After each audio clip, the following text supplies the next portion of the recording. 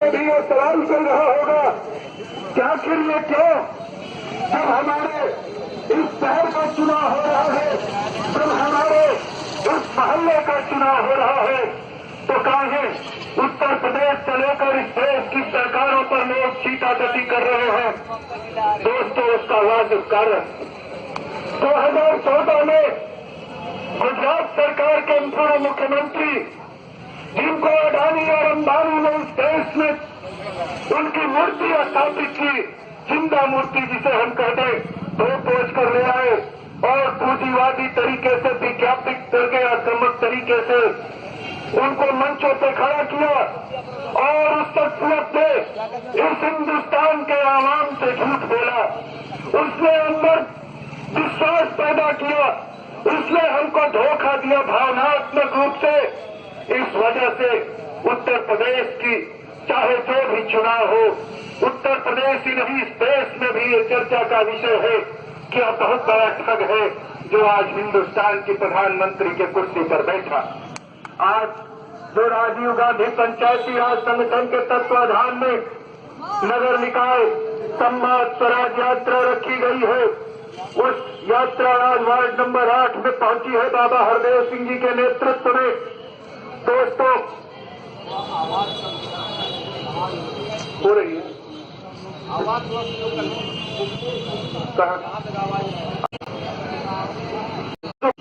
कि नौजवानों, यह देश 52% से अधिक, लगभग 60% के करीब नौजवानों का देश है। नौजवान इस देश में रहता है और उसकी एक ही परिकल्पना होती है कि किसी तरह से अपने घर को, अपने माँ बाप को, इस समाज को, इस देश को अपने कार्यों के माध्यम से कुछ दे और उसके बदले में कुछ आर्थिक मदद उसका देश, समाज, सरकार करे, जिससे वह अपने परिवार और अपने माँ बाप के सपनों को साकार करे। लेकिन यह सरकार 2.5 करोड़ तो छोड़ दीजिए दोस्तों, 2 लाख हुई 3 साल में नौकरियां देने में नाकामयाब रही है। इस देश की इस सरकार का आलोचना क्यों न हम खड़ा करें। यह देश आखिर महापुरुषों को बांट करके किसी की मूर्ति, पटेल की मूर्ति गुजरात में लगवा देंगे, फलाने जी की मूर्ति झारखंड में लगवा देंगे। क्या यह देश इसी तरह भावनात्मक रूप से केवल और केवल सपने देखने के लिए है? क्या इस देश की जनता अडानी और अंबानी की जागीर है? इस देश की शिक्षा व्यवस्था को कुंठित कर दिया गया। दोस्तों, राजीव गांधी जी ने सपना देखा था संचार क्रांति का। राजीव गांधी ने सपना देखा था इस देश के हर हाथ को काम का। इंदिरा गांधी जी ने गरीबी हटाओ का नारा दे करके, बैंकों का राष्ट्रीयकरण करके जब इस देश के आम आदमी तक सरकारी सुविधाएं पहुंचा दी, तो इस देश के निजाम को लगा कि हम क्यों न उनसे भी महान हो जाएं, क्योंकि इस देश की जनता ने हमें मैंडेट दे दिया। आधी रात को उठते हैं और नोटबंदी का तुगल की फरमान जारी कर देते। दोस्तों, इसी तरह इतिहास में एक नवाब था, सुल्तान था मोहम्मद बिन तुगलक। सपना देखता था एक रात पहले कि हमारी देश की राजधानी अगर दिल्ली से दौलताबाद हो जाए तो हम इस देश पर अच्छा कमांड कर सकते हैं, और अगले दिन लाखों लोगों के साथ दौलताबाद चल देता। बीच रास्ते में सपना देखता है कि बड़ी गलती हो गई, वापस दिल्ली लौट चलते हैं, तो वापस दिल्ली लौट आता है और उतने में ही लाखों लोगों को बीच रास्ते में मार डालता है अपनी गलत नीतियों के कारण।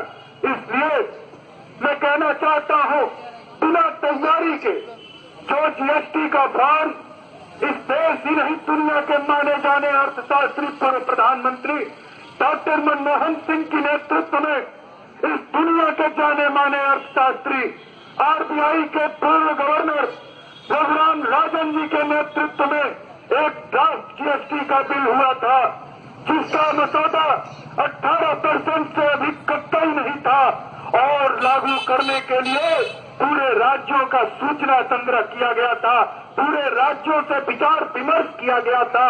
कुछ राज्यों के गतिरोध थे, उनको दूर करने का प्रयास किया जा रहा था, उस मसौदे का विरोध अगर किसी ने सबसे पहले किया था तो वो था इस देश का वर्तमान प्रधानमंत्री और उस समय का गुजरात का मुख्यमंत्री नरेंद्र मोदी।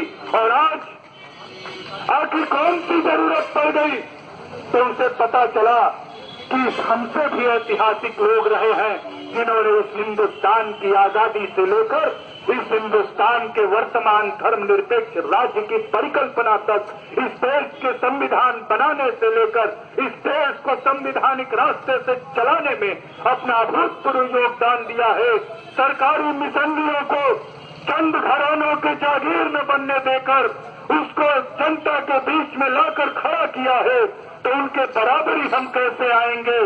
तो पहले तो सोचा कि हम ओबामा के पास चले जाएंगे, ओबामा हमको गले लगा लेगा तो शायद हम इस देश के सबसे बड़े महापुरुष हो जाएंगे। पागल नहीं तो तुम्हें पता नहीं है कि इस देश के पूर्व प्रधानमंत्री को ओबामा ही नहीं विश्व की बड़ी से बड़ी शक्तियां ललचाती थी कि आखिर एक दिन आकर हमारे संसद को यह बता दे कि हम इस देश की अर्थव्यवस्था को कैसे सुचारू रूप से चलाएंगे।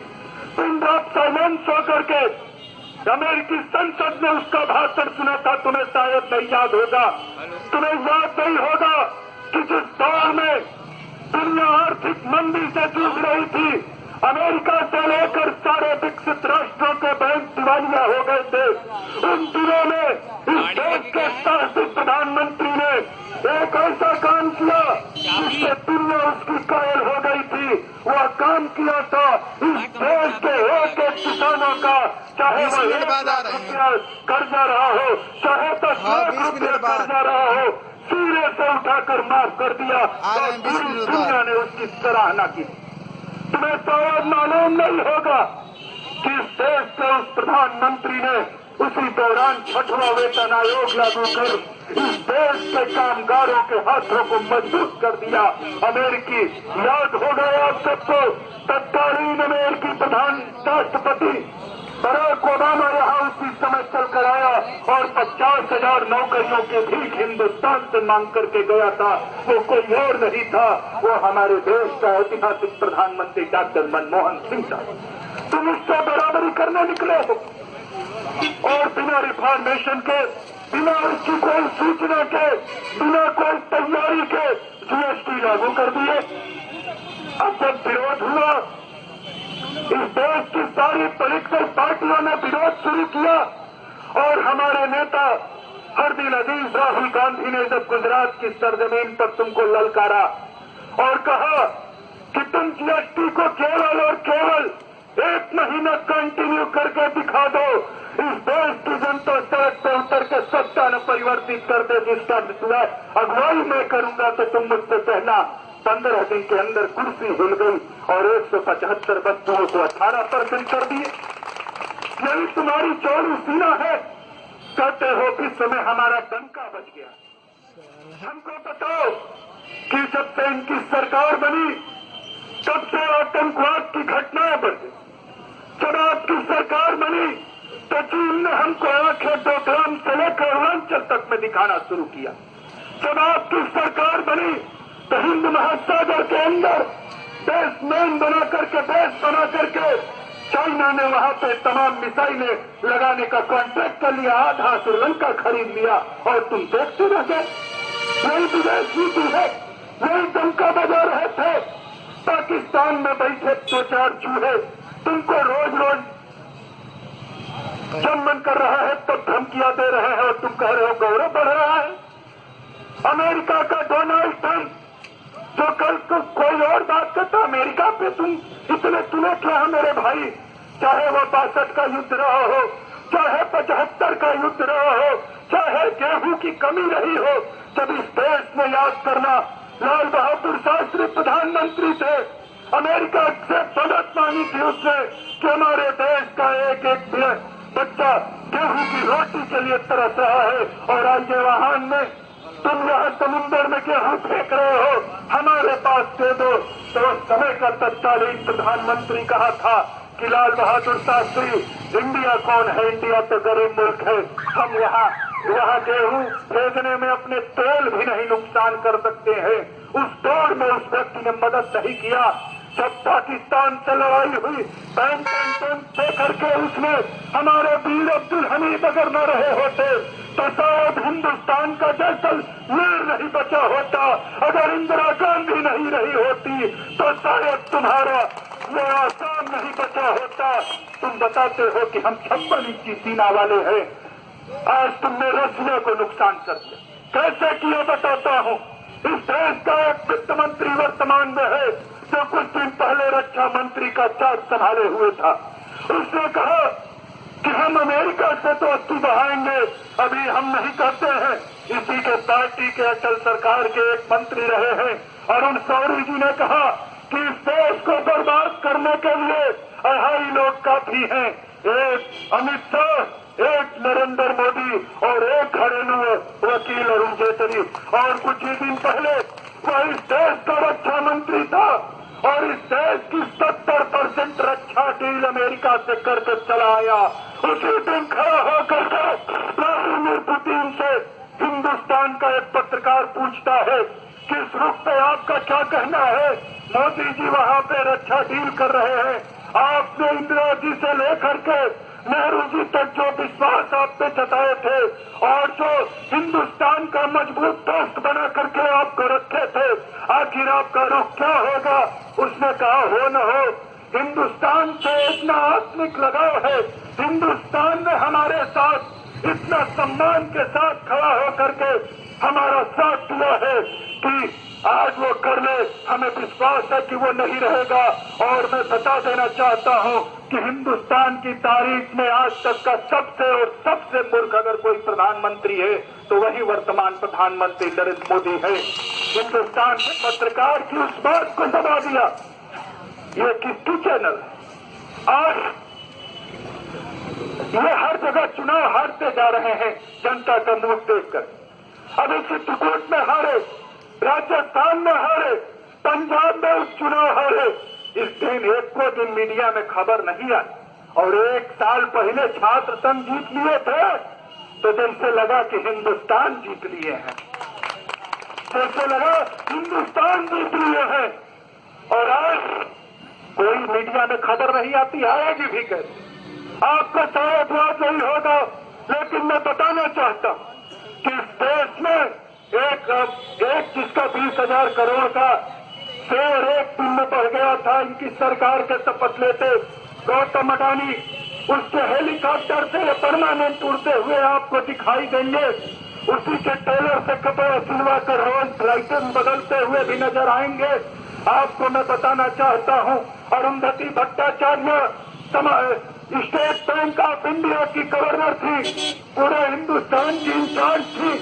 उन्होंने माफ इनको 60,000 करोड़ रुपया यूरेनियम खुदाई के लिए ऑस्ट्रेलिया में चाहिए था, मना कर दिया कि तुम्हारी हैसियत नहीं है और बैंकों की भी हैसियत नहीं है साहब, क्योंकि तुम लोग 9,000 करोड़ रुपया, 10,000 करोड़ रुपया, 18,000 करोड़ रुपया ले भाग जाते हो।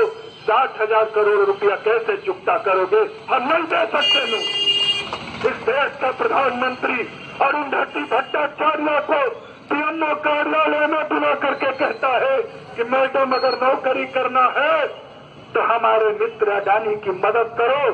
और बिना गारंटी के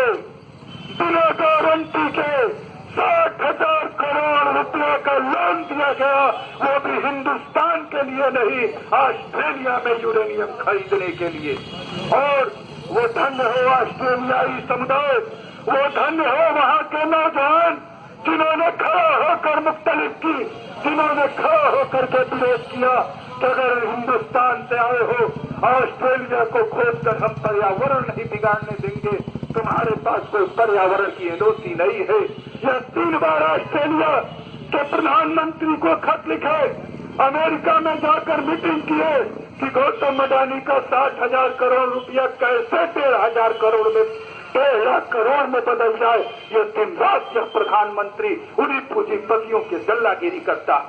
आप तो जानते नहीं हो, आप तो मैं बताना चाहता हूं, इस देश को कि रेलवे को सप्लाई करता था, अगर रेलवे को तेल तेल कोई सप्लाई करता था तो उस कंपनी का नाम था सार्वजनिक कंपनी इंडियन ऑयल।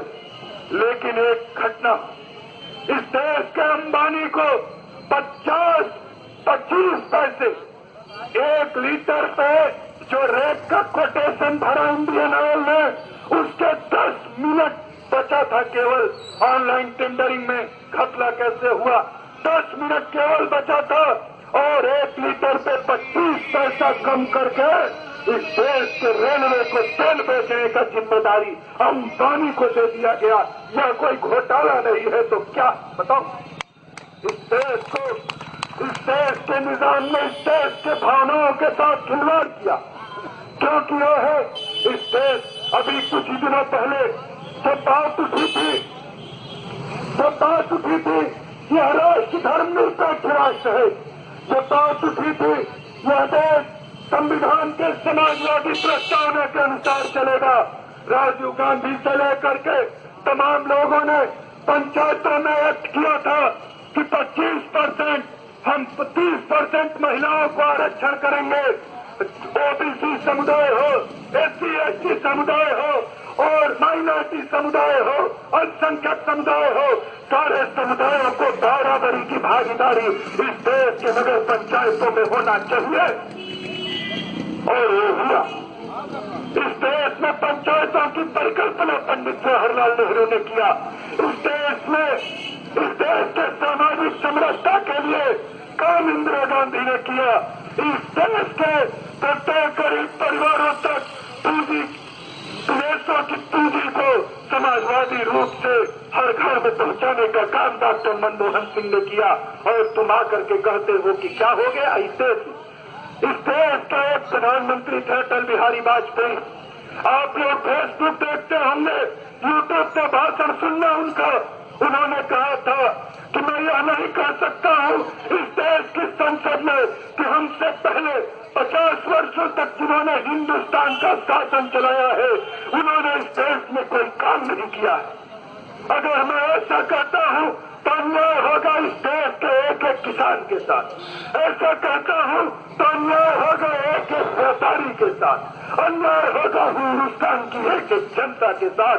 क्योंकि इस देश की जनता इस संविधान के सहारे नए हिंदुस्तान का निर्माण करते चली आई है। लेकिन बेशरम तुम्हें याद नहीं आता है और शर्म आएगा भी नहीं। भाई हरदेव सिंह जी, आप पर यह जो कारवां चला है यह रुकना नहीं चाहिए।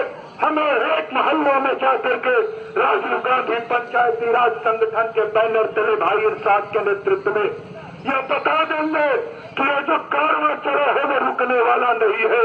क्योंकि आपने तो ठाना है कि परिंदा हूं, यह फितरत है, मेरा उड़ना नहीं जाता। जमीन पे तो जाता हूं मगर ठहरा नहीं जाता। और बियाबानों के पौधों की तरह है जिंदगी अपनी, हम खुद ही पलते हैं, हमें पाला नहीं जाता। दोस्तों, इस देश और उत्तर प्रदेश सरकार को देख लीजिए। इस देश में मेरा नंबर रख लेना। एक धार्मिक संस्थान के मठाधीश्वर प्रकाश फेसबुक तो उसी पर यहाँ पे एक कांड हुआ। इस देश के धार्मिक मठाधीश्वर को उत्तर प्रदेश का मुख्यमंत्री बनाया गया। बहुत विरोध नहीं है उससे, क्यों बनाया गया, बने कोई, लेकिन बनना है तो राजधर्म का निर्वहन तो करना पड़ेगा ना। इस देश की उत्तर प्रदेश में उन्होंने घोषणा किया कि किसानों का हर एक पैसा मैं माफ कर दूंगा, पहली कैबिनेट की बैठक में माफ कर दूंगा। लेकिन दोस्तों, पता नहीं आप लोगों का गांव से कोई रिश्ता है कि नहीं है, लेकिन हम हैं गांव से, हम आए हैं बहुत दूर से और यहाँ पढ़ाई कर रहे थे। संयोग से वकालत करने लगे, यहीं 10 गए। तो दोस्तों, मैं बताना चाह रहा था कि इन्होंने एक वादा किया था हम लोगों के मेयर साहब, किसानों का कर्जा हम माफ कर देंगे।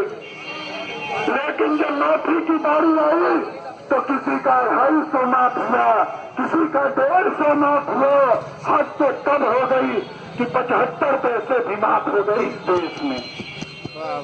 और यह मुख्यमंत्री जाकर के उस सीमांचल में कहता है कि हमने 6 महीने में 6.5 लाख रोजगार दे दिए। इनसे बड़ा झूठों की सरकार, इनसे बड़े झूठों की फौज आपको और कहीं नहीं मिलेगी। दोस्तों, हम लोगों के हर दिल अजीज, हम दोनों के नेता